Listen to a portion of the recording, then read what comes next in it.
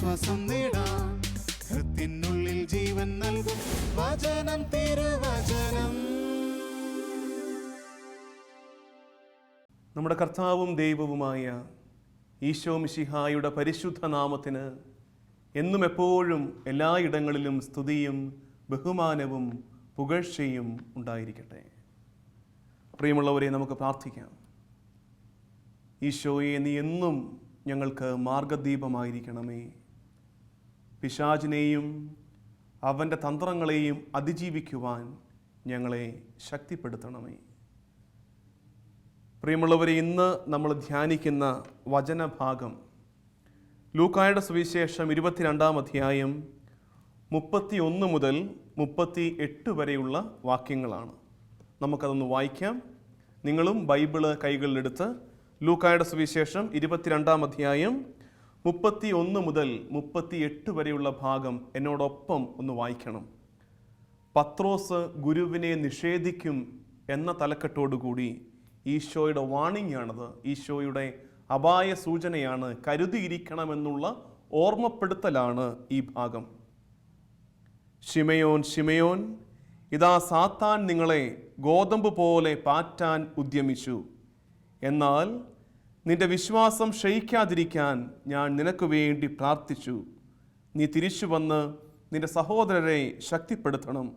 ശിമയോൻ പറഞ്ഞു, കർത്താവേ, നിന്റെ കൂടെ കാരാഗൃഹത്തിലേക്ക് പോകാനും മരിക്കാൻ തന്നെയും ഞാൻ തയ്യാറാണ്.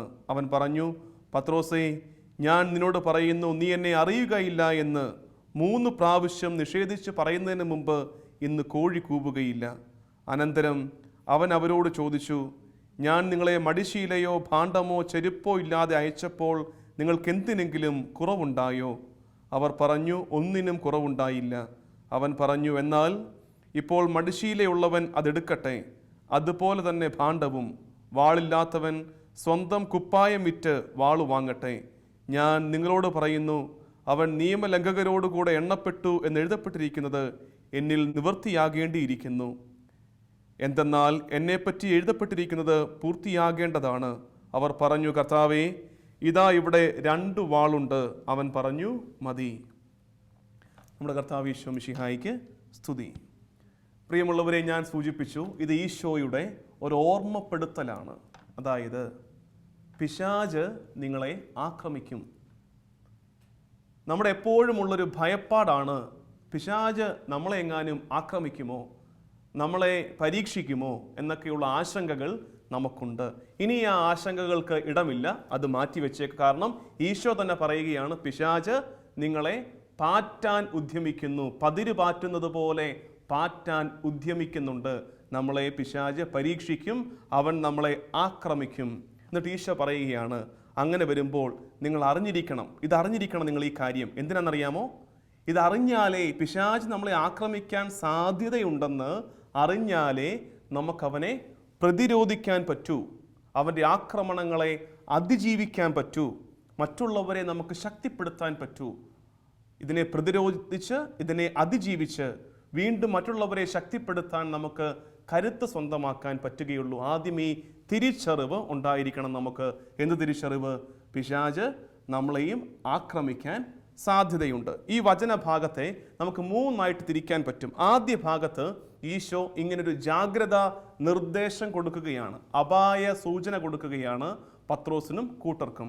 2ാം ഭാഗത്ത് ഈശോ പറയുകയാണ്, അങ്ങനെ ഉണ്ടാകുമ്പോൾ നിങ്ങൾ 3 കാര്യങ്ങൾ അറിഞ്ഞിരിക്കണം. എങ്ങനെ ഉണ്ടാകുമ്പോൾ? പിശാച് നിങ്ങളെ ആക്രമിക്കാൻ പ്രലോഭനങ്ങളും പരീക്ഷണങ്ങളുമായി വരുമ്പോൾ നിങ്ങൾ 3 കാര്യങ്ങൾ അറിഞ്ഞിരിക്കണം. അത് പറഞ്ഞിട്ട് 3ാമത്തെ ഘട്ടത്തിൽ ഈശോ പറഞ്ഞു കൊടുക്കുകയാണ്, എങ്ങനെയാണ് പിശാചിൻ്റെ ആക്രമണങ്ങളെ പ്രതിരോധിക്കേണ്ടത്. ഞാൻ പറഞ്ഞു, ഈ വചനഭാഗത്തെ നമ്മൾ 3ആയിട്ട് തിരിക്കുകയാണ്. ആദ്യ ഭാഗത്ത് ഈശോയുടെ ഒരു ജാഗ്രതാ നിർദ്ദേശമുണ്ട്. 2ാം ഭാഗത്ത് ഈശോ പറയുന്നു, അത്തരം ആക്രമണങ്ങൾ ഉണ്ടാകുമ്പോൾ, അത്തരം സാഹചര്യങ്ങൾ ഉണ്ടാകുമ്പോൾ നിങ്ങൾ 3 കാര്യങ്ങൾ അറിഞ്ഞിരിക്കണം. 3ാമത് പറഞ്ഞു കൊടുക്കുകയാണ്, എങ്ങനെയാണ് നിങ്ങൾ പിശാചിൻ്റെ കെണികളെ പ്രതിരോധിക്കേണ്ടത് എന്ന് നമ്മൾ പറഞ്ഞു തുടങ്ങുകയാണ്. ആദ്യം ഈശോ ഒരു അപായ സൂചന കൊടുക്കുകയാണ്.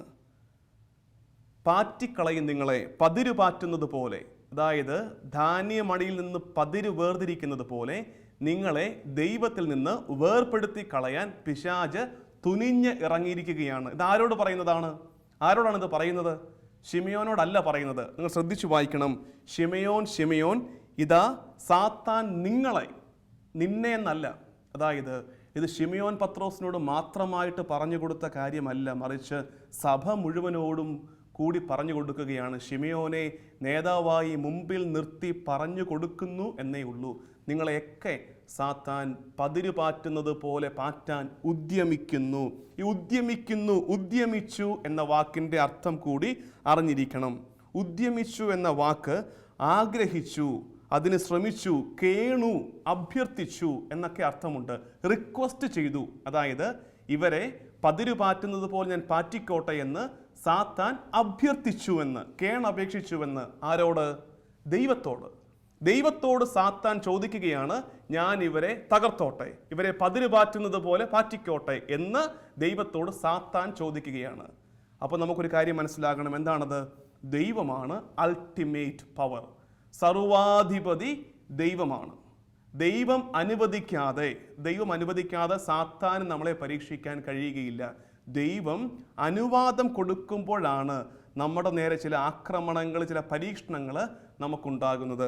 അപ്പോൾ സ്വാഭാവികമായി നമുക്കൊരു ചോദ്യം ഉണ്ടാകും, പിന്നെ ദൈവം എന്തിനാണ് അങ്ങനെ ഒരു ദ്രോഹം, അങ്ങനെ ഒരു കടും കൈ ഞങ്ങളോട് ചെയ്യുന്നതെന്ന്? അതിൻ്റെ ഉത്തരം സാവകാശം നിങ്ങൾക്ക് മനസ്സിലാകും. തിരക്ക് പിടിക്കേണ്ട, ശ്രദ്ധയോടെ ഇരുന്നാൽ മതി. അതിൻ്റെ ഉദ്ദേശം എന്താണെന്ന് വ്യക്തമായി കിട്ടും. പാറ്റുക എന്ന വാക്കാണ് ഉപയോഗിച്ചിരിക്കുന്നത്. പാറ്റുക, അത് ആഞ്ഞു കുലുക്കുക, കുടഞ്ഞെറിയുക എന്നൊക്കെ അതിന് അർത്ഥമുണ്ട്. ഈ നെല്ലും പതിരും വേർതിരിക്കുന്നത് പോലെ. എന്തിനാണെന്നറിയാമോ ഇങ്ങനെ ഒരു ശ്രമം പിശാച് നടത്തുന്നത്? അതിന് ഒരു ഉദ്ദേശമുണ്ട്. അത് പിശാചിന് തെളിയിക്കണം ഇവരാരും ജെനുവിൻ അല്ല, ഇവരാരും അത്ര സത്യസന്ധതയുള്ള ദൈവവിശ്വാസികളല്ലെന്ന് ദൈവ തിരുമുമ്പാകെ പിശാചിന് തെളിയിക്കണം. അതിനു വേണ്ടിയിട്ടാണ് പിശാച് പതിര് പാറ്റുന്നത് പോലെ നമ്മളെ പാറ്റാൻ പോകുന്നത്. അങ്ങനെ തെളിയിച്ചാൽ ആരുടെ ഹൃദയമായിരിക്കും മുറിയാൻ പോകുന്നത്? നമ്മൾ ജെനുവിൻ അല്ലെന്ന് പിശാച് തെളിയിച്ചാൽ ആരുടെ ഹൃദയമായിരിക്കും മുറിയാൻ പോകുന്നത്? ദൈവത്തിൻ്റെ ഹൃദയമാണ് മുറിയാൻ പോകുന്നത്. അങ്ങനെ ദൈവത്തെ പിശാചിന് വേദനിപ്പിക്കണം. പ്രിയമുള്ളവരെ, ഒരു കാര്യം ഓർത്തേക്കണം. പിശാച് നമ്മളെ പരീക്ഷിക്കുമ്പോൾ, നമ്മളെ ആക്രമിക്കുമ്പോൾ, പിശാചിൻ്റെ റിയൽ ടാർഗറ്റ്, യഥാർത്ഥ ലക്ഷ്യം നമ്മളല്ല. പിശാചിൻ്റെ ആത്യന്തിക ലക്ഷ്യം ദൈവത്തെ വേദനിപ്പിക്കണം. നമ്മൾ സത്യസന്ധതയുള്ള ജെനുവിൻ ക്രിസ്ത്യൻസ് അല്ലെന്ന്, ഇവരൊക്കെ കപടഭക്തരാണെന്ന് തെളിയിച്ചിട്ട് പിശാച് ദൈവത്തോട് പറയും, ഇവർക്ക് വേണ്ടിയിട്ടാണ് നീ അനുഗ്രഹമൊക്കെ കൊടുത്തത്, ഇവരാണ് ഇത്രയും കാലം അതര വ്യായാമം കണക്ക് എന്നെ സ്തുതിച്ചുകൊണ്ടിരുന്നത്, ഒരു കഴമ്പുമില്ലാത്ത ദൈവാരാധന നടത്തിക്കൊണ്ടിരുന്നതെന്ന് പറഞ്ഞ് ദൈവത്തെ വേദനിപ്പിക്കണം പിശാചിന്. അതുകൊണ്ട് ഇനി ഓർത്തേക്കണം, ഇനി പിശാചിൻ്റെ തന്ത്രങ്ങളിൽ നമ്മൾ വീണു പോകുമ്പോൾ ഹൃദയം മുറിഞ്ഞു പോകുന്നത്, തോറ്റുപോകുന്നത് ദൈവം തമ്പുരാൻ തന്നെയാണ്. പിശാച് എപ്പോഴും ദൈവത്തോട് ആർഗ്യൂ ചെയ്യുന്നൊരു കാര്യമുണ്ട്. ജോബിൻ്റെ പുസ്തകത്തിൽ അതൊക്കെ വ്യക്തമായിട്ട് നമുക്ക് വായിച്ച് മനസ്സിലാക്കാൻ പറ്റും. എന്തെന്നറിയാമോ? പിശാച് പറയുന്നത്, ദൈവമേ, നിന്റെ സാന്നിധ്യം ഉള്ളത് കൊണ്ടാണ്, നിന്റെ അനുഗ്രഹം ഉള്ളത് കൊണ്ടാണ് ഇവര് നിന്നിൽ വിശ്വസിക്കുന്നത്. നീ ഈ സാന്നിധ്യം എടുത്ത് മാറ്റിക്കേ, ഈ അനുഗ്രഹം എടുത്ത് മാറ്റിക്കേ, അവർ നിന്നിൽ വിശ്വസിക്കത്തില്ല. ഇതാണ് പിശാചിൻ്റെ എല്ലാ കാലത്തെയും ആർഗ്യുമെന്റ് ദൈവത്തിന് മുമ്പിൽ. അങ്ങനെ ദൈവം തമ്പുരാൻ ദൈവത്തിൻ്റെ സാന്നിധ്യം എടുത്തു മാറ്റി ജോബിൽ നിന്ന്, അനുഗ്രഹം എടുത്തു മാറ്റി ജോബിൽ നിന്ന്, എന്നിട്ടാണ് അവനെ പരീക്ഷണത്തിന് വിട്ടുകൊടുത്തത്. ജോബിൻ്റെ ജീവിതത്തിൽ സംഭവിച്ചതുപോലെ ഇപ്പോൾ പത്രോസിൻ്റെ ജീവിതത്തിലും സംഭവിക്കാൻ പോവുകയാണ്. എങ്ങനെ? ദൈവത്തിൻ്റെ സാന്നിധ്യം കുറച്ച് ദിവസത്തേക്ക് ഇല്ലാണ്ടായി പോകാൻ പോവുകയാണ്. ഈശോ കുരിശിൽ മരിച്ചിട്ട് പിന്നീടുള്ള 3 ദിവസം അവനെ അവർ കാണുകയില്ല. ഈശോ എന്താ ചെയ്യുന്നത്? ഈശോ ക്വസ്റ്റ്യൻ പേപ്പർ ചോർത്തി കൊടുക്കുകയാണ് തൻ്റെ പ്രിയപ്പെട്ടവർക്ക്. പത്രോസിനും കൂട്ടർക്കും ഈശോ തമ്പുരാൻ ക്വസ്റ്റ്യൻ പേപ്പർ ചോർത്തി കൊടുത്തിട്ട് പറയുകയാണ്, മക്കളെ, സംഭവിക്കാൻ പോകുന്ന ഇതാണ്. ഞാൻ പോയി കഴിയുമ്പോൾ, ഞാൻ ഇല്ലാതാകുന്ന നേരത്ത്, എൻ്റെ അസാന്നിധ്യത്തിൻ്റെ നേരത്ത് അവൻ നിങ്ങളെ അടിക്കാൻ നോക്കും. തകർന്നു പോകരുത്, പ്രിപ്പയർഡ് ആയിട്ടിരിക്കണം, കരുതിയിരിക്കണമെന്ന് പറഞ്ഞ് ഓർമ്മിപ്പിക്കുകയാണ് ഈശോ തമ്പുരാൻ. നമുക്കറിയാം, എന്നിട്ടും ഇത്രയധികം ജാഗ്രതാ നിർദ്ദേശം കൊടുത്തിട്ടും പത്രോസ് വീണു പോകുന്നുണ്ട്. നമ്മളിപ്പോൾ നോക്കുമ്പോൾ വിചാരിക്കും, പത്രോസൊക്കെ എന്തൊരു മനുഷ്യരാണ്, ഈശോ തമ്പുരാൻ ഇത്രയൊക്കെ കാര്യമായിട്ട് ഒരുക്കിയിട്ടും ഇവരൊക്കെ വീണു പോയില്ലേ, എന്തൊരു മോശമാണെന്നൊക്കെ ഇപ്പോൾ വിചാരിക്കാം. കാരണം എന്താ? നമുക്കിതിൻ്റെ മുഴുവൻ സ്റ്റോറിയും അറിയാം, മുഴുവൻ കഥയും അറിയാം.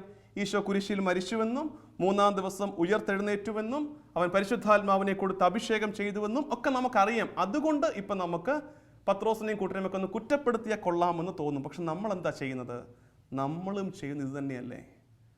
ഒരുപാട് അനുഗ്രഹങ്ങൾ തന്ന ദൈവം, പ്രാർത്ഥനയ്ക്ക് ഉത്തരം തന്നതിൻ്റെ ചാരത്തുണ്ടായിരുന്ന ദൈവം പെട്ടെന്നൊരു ദിവസം ജീവിതത്തിൽ നിന്ന് കാണാതെ പോകുമ്പോൾ, പ്രാർത്ഥനകൾക്ക് ഉത്തരം കിട്ടാതെ വരുമ്പോൾ, ദൈവാനുഭവങ്ങൾ നഷ്ടപ്പെടുമ്പോൾ, ഒരുപക്ഷെ അത് ദീർഘമായ കാലത്തേക്കായിരിക്കാം, 5-10 വർഷത്തേക്ക് ചില പ്രാർത്ഥനകൾക്ക് ഉത്തരം കിട്ടാതെ വരുമ്പോൾ ഓർക്കണം, ആ നേരത്താണ് പിശാച് പരീക്ഷിക്കാൻ വരുന്നത്. വീണുപോകരുത്. പിശാചും ദൈവവുമായി തർക്കത്തിൽ ഏർപ്പെട്ടിരിക്കുന്ന നേരമാണത്. നീ വീണുപോയാൽ ചങ്ക് മുറിയാൻ പോകുന്നത് ദൈവം തമ്പുരാൻ്റെതാണ്. ഈശോ ഓർമ്മിപ്പിച്ചില്ലേ, കരുതിയിരിക്കണം, ഞാൻ ഇല്ലാത്ത നേരത്ത് അവൻ അടിക്കാൻ വരും, കരുതിയിരിക്കണമെന്നുള്ള ഓർമ്മപ്പെടുത്തൽ. എന്നിട്ട് ഇങ്ങനൊരു ജാഗ്രതാ നിർദ്ദേശം കൊടുത്തിട്ട് ഈശോ പറഞ്ഞു കൊടുക്കുകയാണ്, അങ്ങനെ വരുമ്പോൾ 3 കാര്യങ്ങൾ നീ അറിഞ്ഞിരിക്കണം. നിന്റെ മനസ്സിനെ പറഞ്ഞു പഠിപ്പിച്ചിരിക്കണം. നിനക്ക് നല്ല ബോധ്യവും ഉണ്ടായിരിക്കണം 3 കാര്യങ്ങളെക്കുറിച്ച്. എപ്പോൾ? പിശാചിൻ്റെ ആക്രമണം ഉണ്ടാകുമ്പോൾ, പരീക്ഷണങ്ങൾ ഉണ്ടാകുമ്പോൾ 3 കാര്യങ്ങൾ നീ അറിഞ്ഞിരിക്കണം. എന്താണ് പറഞ്ഞു കൊടുക്കുന്നത്?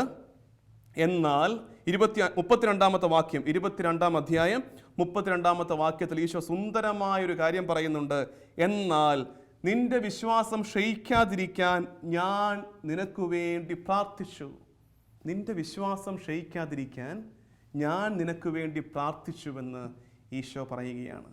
ജീവിതത്തിൽ എപ്പോഴെങ്കിലുമൊക്കെ പിശാചിൻ്റെ ആക്രമണങ്ങൾ ഉണ്ടാകുമ്പോൾ, നമ്മളെക്കൊണ്ട് താങ്ങാനാവാത്ത പരീക്ഷണങ്ങൾ ഉണ്ടാകുമ്പോൾ, ആശങ്കകളും ആകുലതകളും ദുരന്തങ്ങളും ജീവിതത്തിലേക്ക് ആഞ്ഞടിക്കുമ്പോൾ ഒരു കാര്യം ഓർത്തേക്കണം, എൻ്റെ ഈശോ എനിക്ക് വേണ്ടി പ്രാർത്ഥിക്കുന്നുണ്ട്, എനിക്ക് വേണ്ടി ശക്തിയുള്ള മാധ്യസ്ഥ്യം വഹിക്കുന്നുണ്ട് ദൈവസന്നിധിയിൽ ഈശോ തമ്പുരാൻ. റോമാലേഖനം 8-ാം അധ്യായത്തിൽ പറഞ്ഞിട്ടില്ലേ, ദൈവം തമ്പുരാൻ്റെ വലതുഭാഗത്തിരുന്ന് അവൻ നമുക്ക് വേണ്ടി മാധ്യസ്ഥ്യം വഹിച്ച് പ്രാർത്ഥിക്കുന്നുണ്ട്. ഈശോ അങ്ങനെ മാധ്യസ്ഥ്യം വഹിക്കുമ്പോൾ പിശാച് എന്താ ചെയ്യുന്നത്? പിശാച് വെളിപാട് പുസ്തകം 12-ാം അധ്യായം 10-ാം വാക്യത്തിൽ നമ്മൾ കാണുന്നത് പോലെ ദുഷിച്ചുകൊണ്ടിരിക്കുകയാണ്, നമ്മളെ കുറ്റം പറഞ്ഞുകൊണ്ടിരിക്കുകയാണ്. ഒരു വശത്ത് പിശാച് നോക്കുന്നത് നീ കുറ്റം ചെയ്യുന്നു നോക്കിയിരിക്കുകയാണ്, നീ ദൈവത്തിന് മുമ്പാകെ കള്ളത്തരം കാണിക്കുന്നത് നോക്കിയിരിക്കുകയാണ്. ഇപ്പുറത്ത് ഈശോ തമ്പുരാനോ നിനക്ക് വേണ്ടി ദൈവത്തിന് മുമ്പാകെ മാധ്യസ്ഥ്യം വഹിച്ച് പ്രാർത്ഥിച്ചു കൊണ്ടിരിക്കുകയാണ്. ഈശോ പറയുകയാണ്, നീ ഇത് ഓർത്തേക്കണം, നിനക്ക് വിഷമങ്ങൾ ഉണ്ടാകുമ്പോൾ ഞാൻ നിനക്ക് വേണ്ടി പ്രാർത്ഥിക്കുന്നുണ്ട്, നീ വീണു പോകാതിരിക്കാൻ ഞാൻ നിനക്ക് വേണ്ടി പ്രാർത്ഥിക്കുന്നുണ്ട് എന്ന്. എന്നിട്ട് പറയുകയാണ്, നീ തിരിച്ചു വന്ന്, അതായത് ഏത് സഹനകാലങ്ങളിലൂടെ പരീക്ഷണകാലങ്ങളിലൂടെ നീ കടന്നു പോയാലും, ഏത് ആക്രമണങ്ങൾക്ക് നീ വിധേയനാകേണ്ടി വന്നാലും നീ തിരിച്ചു വരണം, അതിനെ അതിജീവിക്കണം, അതിനെ അതിജീവിച്ച് നീ തിരിച്ചു വരണം. എന്നിട്ടോ അടുത്ത് ചെയ്യേണ്ടത് എന്താണ്? തിരിച്ചു വന്ന് നിന്റെ സഹോദരങ്ങളെ ശക്തിപ്പെടുത്തണം. സഹോദരങ്ങളെ, ഈ 3 കാര്യങ്ങൾ ഓർത്തേക്കണമെന്ന് ഈശോ പറഞ്ഞു കൊടുക്കുകയാണ്. ആദ്യം ഒരു അപായ സൂചന, ജാഗ്രതയുടെ ഓർമ്മപ്പെടുത്തൽ കൊടുത്തിട്ട് അവൻ ഇപ്പോൾ പറഞ്ഞു കൊടുക്കുകയാണ്, അത്തരം അനുഭവങ്ങൾ ഉണ്ടാകുമ്പോൾ 3 കാര്യങ്ങൾ ഓർത്തേക്കണം. ഒന്നാമത്, ഞാൻ നിനക്ക് വേണ്ടി പ്രാർത്ഥിക്കുന്നുണ്ട്. രണ്ടാമത്, നീ തിരിച്ചു വരണം, പൂർണ്ണമായിട്ടും അങ്ങ് തകർന്നു പോയേക്കരുത്. ചില പരീക്ഷണങ്ങളിൽ വീണു പോകാൻ സാധ്യതയുണ്ട്, ഇതിൻ്റെ ബലഹീനതയാണ്, വീണു പോകാം, പക്ഷേ അങ്ങ് ഇല്ലാണ്ടായി പോകരുത്, അതിൽ കിടന്ന് ഉരുളരുത്, ചില പാപങ്ങളിൽ കെട്ടുപിണഞ്ഞ് കിടക്കരുത്, തിരിച്ചു വരണം. നീ ദൈവത്തോട് ആത്യന്തികമായിട്ട് നീ നോ പറയരുത്, ദൈവത്തെ വേണ്ടെന്ന് വെക്കരുത്, തിരിച്ചു വരണം, അതിജീവിച്ച് തിരിച്ചു വരണം. എന്തിനാ തിരിച്ചു വരേണ്ടത്? തിരിച്ചു വന്നിട്ട് ചെയ്യേണ്ട കാര്യം, ചുറ്റും ഒരുപാട് പേര് ഇപ്പോഴും പരീക്ഷണങ്ങൾക്ക് വിധേയരായിക്കൊണ്ടിരിക്കുകയാണ്, അവരെ ശക്തിപ്പെടുത്തണം. നിന്റെ അനുഭവം പറഞ്ഞു കൊടുത്ത് അവരെ ശക്തിപ്പെടുത്തണം. അതിനുവേണ്ടി നീ തിരിച്ചു വരണമെന്ന് ഈശോ പത്രോസിനെ ഓർമ്മിപ്പിക്കുകയാണ്. നമുക്ക് സന്തോഷമുള്ളൊരു കാര്യം, ഇത് തന്നെ പത്രോസിൻ്റെ ജീവിതത്തിൽ സംഭവിച്ചില്ലേ? ഇത് തന്നെ സംഭവിച്ചില്ലേ? അതായത് പത്രോസ് ഒന്ന് വീണുപോയ നേരത്താണ് ഈശോ അവനെ സ്നേഹത്തോടെ ഒരു നോട്ടം നോക്കിയത്. ആ നോട്ടത്തിൽ ഈശോ തമ്പുരാൻ്റെ പ്രാർത്ഥന മുഴുവൻ അവൻ തിരിച്ചറിഞ്ഞു. അവൻ എന്താ ചെയ്യുന്നത്? അവൻ തിരിച്ചു വരികയാണ്. തിരിച്ചു വന്നിട്ട് ബാക്കിയുള്ളവരെ ശക്തിപ്പെടുത്തുകയാണ്, വീണു പോകാതിരിക്കാൻ വേണ്ടിയിട്ട്. എന്നിട്ട് ഈശോ പറയുകയാണ്, മൂന്നാമത് പറഞ്ഞു കൊടുക്കുന്ന കാര്യം, എപ്രകാരമാണ് പിശാചിൻ്റെ പരീക്ഷണങ്ങളെ, പിശാചിൻ്റെ ആക്രമണങ്ങളെ നമ്മൾ പ്രതിരോധിക്കേണ്ടത്.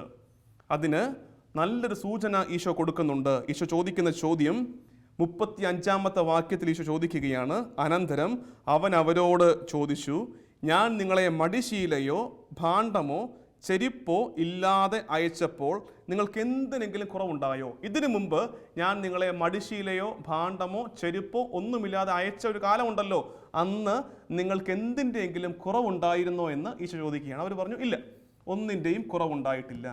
ഈശോ പറയുകയാണ്, ഇനി നിങ്ങളിതൊക്കെ എടുത്തു, ഇതെടുത്തിട്ട് കുറച്ചുകൂടെ തീക്ഷ്ണതയോടെ ഇറങ്ങിക്കോ. പോരാട്ടം തുടങ്ങാൻ പോവുകയാണ്. കുറച്ചുകൂടെ തീക്ഷ്ണതയോടെ നിങ്ങൾ ഇറങ്ങിക്കോ. എന്താ ഈശോ പറയുന്നറിയാമോ? അന്ന് ഞാൻ നിങ്ങളെ വിട്ടപ്പോൾ നിങ്ങൾക്കൊന്നിൻ്റെ കുറവുണ്ടായില്ലല്ലോ, എന്നിൽ വിശ്വസിക്കുക, ഞാൻ നോക്കിക്കോളാം. ഏത് പരീക്ഷണ കാലത്തിലൂടെ കടന്നു പോയാലും പ്രിയമുള്ളവരെ, എന്നെ കേട്ടുകൊണ്ടിരിക്കുന്ന നീ ഈ നേരത്ത് ചില കണ്ണീരനുഭവങ്ങളിലൂടെ കടന്നു പോവുകയാണെങ്കിൽ, ദൈവം തമ്പുരാൻ ചാരത്തില്ലാത്ത എൻ്റെ പ്രാർത്ഥനയ്ക്ക് ഉത്തരം തരാതെ ഏതോ ആകാശത്തിൻ്റെ വിദൂര കോണിൽ മറഞ്ഞിരിക്കുന്നത് പോലെയുള്ള വേദനാജനകമായ സാഹചര്യത്തിലൂടെ നീ കടന്നു പോവുകയാണെങ്കിൽ ഓർക്കേണ്ട കാര്യം, ഇതിനു മുമ്പ് ദൈവം കൂടെയുള്ള അനുഭവം നിനക്കില്ലേ? ഉണ്ടല്ലോ. ആ ദൈവം നിന്നെ ഇനിയും കാത്തുകൊള്ളും എന്ന് വിശ്വസിക്കുക. അന്ന് നിങ്ങൾക്കൊരു കുറവും ഞാൻ വരുത്തിയില്ലല്ലോ. ചോദിക്കുകയാണ്, അന്ന് നിങ്ങൾക്കൊരു കുറവും ഞാൻ വരുത്തിയില്ലല്ലോ. അവർ പറയുന്നു ഇല്ല, ഇനിയും ഒന്നും സംഭവിക്കില്ല, ഞാൻ കൂടെ ഉണ്ടെന്ന് വിശ്വസിക്കുക. ഏതു സഹനകാലത്തും പരീക്ഷണങ്ങളുടെ കാലത്തും നമുക്കുണ്ടാകേണ്ട ആദ്യത്തെ തിരിച്ചറിവ്, പിശാചിൻ്റെ ആക്രമണങ്ങളെ നമ്മൾ പ്രതിരോധിക്കേണ്ട തിരിച്ചറിവിതാണ്, ഈശോ എൻ്റെ കൂടെയുണ്ട്, അവൻ എനിക്ക് ഒരു കുറവും വരുത്തില്ല എന്ന തിരിച്ചറിവ് ഉണ്ടാകണം. എന്നിട്ട് ഈശോ പറയുകയാണ്, വാളെടുത്തോളാൻ പറയുകയാണ്. കുപ്പായം വിറ്റിട്ടാണെങ്കിലും, അത്യാവശ്യം വേണ്ടതാണ് കുപ്പായം വിറ്റിട്ടാണെങ്കിലും നീ വാളെടുത്തു, കയ്യിൽ വാള് കരുതിക്കോണം. എന്തായി സൂചിപ്പിക്കുന്നത്? പോരാട്ടം തുടങ്ങാൻ പോവുകയാണ്. ഇനി ആത്മീയ പോരാട്ടത്തിൻ്റെ നാളുകൾ വരാൻ പോവുകയാണ്. പിശാചുമായി അവസാനമില്ലാത്ത യുദ്ധത്തിന് ആരംഭം കുറിക്കാൻ പോവുകയാണ് ഈശോ പറയുകയാണ് അതിൻ്റെ പടയാളികളോട്, സജ്ജരായിക്കൊള്ളുക, വാളെടുക്ക്. ആത്മീയ പോരാട്ടം നമ്മൾ തുടങ്ങുകയാണ്. എഫേസ്യർ ലേഖനം നമ്മൾ വായിക്കുന്നുണ്ട് 6-ാം അധ്യായത്തിൽ, നമ്മുടെ യുദ്ധം പ്രഭുത്വങ്ങൾക്കും ആധിപത്യങ്ങൾക്കും എതിരായിട്ടല്ല, അന്ധകാര ലോകത്തിൻ്റെ അധിപന്മാർക്കെതിരെ നമ്മൾ യുദ്ധം ചെയ്യാൻ പോവുകയാണെന്ന് പൗലോസ്ലീഹ എഫേസ്യർ ലേഖനത്തിൽ ഓർമ്മിപ്പിക്കുന്നില്ലേ? നമുക്കും ഈ പോരാട്ടത്തിന് തയ്യാറാകണം. പ്രിയമുള്ളവരെ, ഞാൻ നേരത്തെ സൂചിപ്പിച്ചതുപോലെ പിശാചിൻ്റെ ഏതെങ്കിലും പരീക്ഷണങ്ങളിലൂടെ, അത്തരം വേദനകളിലൂടെ, ഈശോ കൂടെ ഇല്ലാത്തതുപോലെ ഉള്ള നേരങ്ങളിലൂടെ കടന്നു പോവുകയാണ് നിങ്ങളെങ്കിൽ റെഡി ആയിക്കോ. എന്തിന്? യുദ്ധം തുടങ്ങാൻ പോവുകയാണ്. ഇനി അങ്ങോട്ട് യുദ്ധമാണ്. വീണു പോകരുത്, തളർന്നു പോകരുത്. സജ്ജരാകണം നമ്മൾ യുദ്ധത്തിന് വേണ്ടിയിട്ട്. യുദ്ധത്തിന് തീർച്ചയായിട്ടും എന്ത് വേണം? യുദ്ധം ചെയ്യണമെങ്കിൽ ആയുധങ്ങൾ വേണം. ആയുധങ്ങൾ തന്നെ 2 തരത്തിലുള്ള ആയുധങ്ങളുണ്ട്. എങ്ങനെ? ഒന്നാമത്തത് പ്രതിരോധത്തിനുള്ള ആയുധം, ശത്രുവിൻ്റെ കൂരമ്പുകളെ തടുക്കാൻ വേണ്ട ആയുധങ്ങൾ വേണം നമുക്ക്. പ്രതിരോധത്തിൻ്റെ, ഡിഫൻസിൻ്റെ ആയുധങ്ങൾ വേണം. പിന്നെയോ ആക്രമണത്തിൻ്റെ ആയുധങ്ങൾ വേണം. എഫേസ്യർക്കുള്ള ലേഖനം 6-ാം അധ്യായം 16-17 വാക്യങ്ങളിൽ പൗലോസ്ലീഹ ഇത് ഭംഗിയായിട്ട് കുറിച്ചിട്ടിട്ടുണ്ട്. നമുക്ക് വേണ്ട ആയുധങ്ങൾ 6 എണ്ണമാണ്. 6 ആയുധങ്ങൾ നമുക്ക് വേണം പിശാചിനെതിരെ പോരാടാൻ വേണ്ടി. ഈ 6 ആയുധങ്ങൾ നമ്മുടെ കയ്യിലുണ്ടോ എന്ന് ശ്രദ്ധിച്ചുകൊള്ളുക. ഈ 6 ആയുധങ്ങളിൽ 5 ആയുധങ്ങൾ പ്രതിരോധത്തിനുള്ള ആയുധമാണ്, ഡിഫൻസിനുള്ള ആയുധങ്ങളാണ്. ഒരായുധം മാത്രമേ ഉള്ളൂ അറ്റാക്കിനുള്ളത്. ആക്രമണത്തിനുള്ള ആയുധം 1 മാത്രമേ ഉള്ളൂ. ആയുധങ്ങൾ: ഒന്നാമത്തത് സത്യം കൊണ്ട് അരമുറുക്കണം. സത്യം കൊണ്ട് അരക്കെട്ട് കെട്ടണം, അരമുറുക്കണം. ജീവിതത്തിലാകമാനം സത്യമുണ്ടായിരിക്കണം. ജീവിതത്തിന് നേരും നെറിയും ഉണ്ടാകണം. സത്യം കൊണ്ട് അരമുറുക്കണം. നീതിയുടെ കവചം ധരിക്കണം. നീതിപൂർവം ജീവിക്കാൻ നമുക്ക് പറ്റണം. നീതിയുടെ കവചം ധരിക്കണം. സമാധാനത്തിൻ്റെ പാദരക്ഷകൾ അണിയണം. ജീവിതത്തിലാകമാനം സമാധാനത്തോടെ ശാന്തിയോടെ ജീവിക്കാൻ പഠിക്കണം. സമാധാനത്തിൻ്റെ പാദരക്ഷകൾ ധരിക്കണം. രക്ഷയുടെ പടത്തൊപ്പി അണിയണം. ശത്രുവിൻ്റെ കൂരമ്പുകളെ തടുക്കാൻ വേണ്ടി വിശ്വാസത്തിൻ്റെ കവചം എടുക്കണം. ഈ 5 കാര്യങ്ങളും പ്രതിരോധത്തിനുള്ള, ഡിഫൻസിനുള്ള ആയുധങ്ങളാണ്. ശ്രദ്ധിക്കുക, സത്യം കൊണ്ട് അരമുറുക്ക്. ഇതങ്ങ് പഠിച്ചു വെക്കുക. ഈ 6 കാര്യങ്ങൾ പഠിച്ചു വെച്ചോണം. ഇതെപ്പോഴും കയ്യിലുണ്ടാകണം. ഇത് നമുക്കുള്ള ആയുധമാണെന്ന് ഓർക്കണം. പിശാചിനെതിരെയുള്ള ശക്തിയുള്ള വെപ്പൺസ്, ആയുധങ്ങളാണെന്ന് ഓർത്തേക്കണം. ഒന്നാമത്തത് സത്യം കൊണ്ട് അരമുറുക്കണം. നീതിയുടെ കവചം ധരിക്കണം. സമാധാനത്തിൻ്റെ പാദരക്ഷ അണിയണം. രക്ഷയുടെ പടത്തൊപ്പി അണിയണം. രക്ഷയുടെ പടത്തൊപ്പി, രക്ഷയുടെ അടയാളം ശിരസിലുണ്ടാകണം. രക്ഷയുടെ പടത്തൊപ്പി ധരിക്കണം. ശത്രുവിൻ്റെ കൂരമ്പുകളെ തടുക്കാൻ വേണ്ടി വിശ്വാസത്തിൻ്റെ പരിചയം എടുക്കണം. അതായത് ശത്രു പിശാച് ഏത് കൂരമ്പ് തടുത്തുവിട്ടാലും വിശ്വാസം എന്ന പരിച കൊണ്ട് ആ അമ്പുകളെ തടുത്തിടണം. സെബസ്ത്യാനോസ് പുണ്യാളന് ഉടല് തന്നെ പരിചയമായതുപോലെ എത്ര കൂരമ്പുകൾ ആഞ്ഞു തറച്ചാലും സെബസ്ത്യാനോസ് പറയും, എൻ്റെ കർത്താവായ ഈശോയെ ഞാൻ തള്ളിപ്പറയില്ലെന്ന്. വിശ്വാസത്തിൻ്റെ പരിചയം എടുക്കണം. എന്നിട്ടോ ആറാമത്തെ ആയുധം, ശത്രുവിനെതിരെയുള്ള ശക്തിയുള്ള ആറാമത്തെ ആയുധം, ദൈവവചനമാകുന്ന ആത്മാവിൻ്റെ വാള് കയ്യിലെടുക്കണം. ദൈവവചനമാകുന്ന ആത്മാവിൻ്റെ വാളുകൊണ്ടാണ് പിശാചിനെ തകർത്തെറിയേണ്ടത്. മരുഭൂമിയിലെ പ്രലോഭന നേരത്ത് ഈശോ പിശാചിനെ തുരത്തി ഓടിച്ചത് ദൈവവചനമാകുന്ന ആത്മാവിൻ്റെ വാളുകൊണ്ടാണ്. ഈ വാള് കയ്യിലെടുക്കണം. പ്രിയമുള്ളവരെ, നമ്മുടെ ഒരു സംശയത്തിൻ്റെ ഉത്തരമാണ് നമ്മൾ ഇന്ന് ചിന്തിച്ച കാര്യം. എന്തായിരുന്നു സംശയം? പിശാച് നമ്മളെ ആക്രമിക്കുമോ ഇല്ലയോ? ഉത്തരം ലളിതമാണ്. എന്താ സംഭവം? പിശാച് നമ്മളെ ആക്രമിക്കും. ആര് പറഞ്ഞു? ഈശോ തന്നെ പറഞ്ഞു. ശിമിയോൻ കരുതിയിരുന്നു, നിങ്ങളെ ആക്രമിക്കാൻ വേണ്ടി, തകർക്കാൻ വേണ്ടി പിശാച് വരുന്നു, ആക്രമിക്കും. പക്ഷെ പിശാച് ആക്രമിക്കുമ്പോൾ നമ്മൾ ചെയ്യേണ്ടത് എന്താണ്? അതിനെ പ്രതിരോധിക്കണം, അതിജീവിക്കണം, മറ്റുള്ളവരെ കൂടെ ശക്തിപ്പെടുത്തണം. ഈശോ 3 ഭാഗങ്ങളായിട്ടാണ് ഇതിൻ്റെ ഉത്തരം പറഞ്ഞു വന്നിരിക്കുന്നത്. ഒന്നാമത് ഒരു ജാഗ്രതാ നിർദ്ദേശം, അപായ സൂചന, പിശാച് നമ്മളെ തകർക്കാൻ വരുമ്പോൾ നമ്മൾ ശ്രദ്ധിക്കേണ്ടത്. രണ്ടാമത് ഓർക്കേണ്ട കാര്യം, ഞാൻ പ്രാർത്ഥിക്കുന്നുണ്ട് നിങ്ങൾക്ക് വേണ്ടി, ഞാൻ പ്രാർത്ഥിക്കുന്നുണ്ട്, ഈ കാര്യം ഓർത്തേക്കണമെന്ന് പറയുന്നു. ഒടുവിലായിട്ട് ഈശോ പറഞ്ഞ് യുദ്ധത്തിന് റെഡിയായിക്കൊള്ളാൻ, യുദ്ധത്തിന് വേണ്ടി ആയുധങ്ങൾ ധരിച്ച് തയ്യാറായിക്കൊള്ളാൻ ഈശോ ഓർമ്മിപ്പിക്കുകയാണ്. പ്രിയമുള്ളവരെ, ആത്മാർത്ഥമായി നമുക്കൊന്ന് പ്രാർത്ഥിക്കണം. ഈശോയെ, പിശാചിൻ്റെ കെണികളിൽ വീണു പോകാതെ, പിശാചിനെതിരെ, അവൻ്റെ സകല കുതന്ത്രങ്ങൾക്കുമെതിരെ ധീരമായി പോരാടുവാൻ ഞങ്ങൾക്ക് നിൻ്റെ ആയുധങ്ങൾ സമ്മാനിക്കണമേ, ഞങ്ങളെ കോട്ട കെട്ടി കാക്കണമേ എന്ന് പ്രാർത്ഥിക്കാം. ആമേൻ.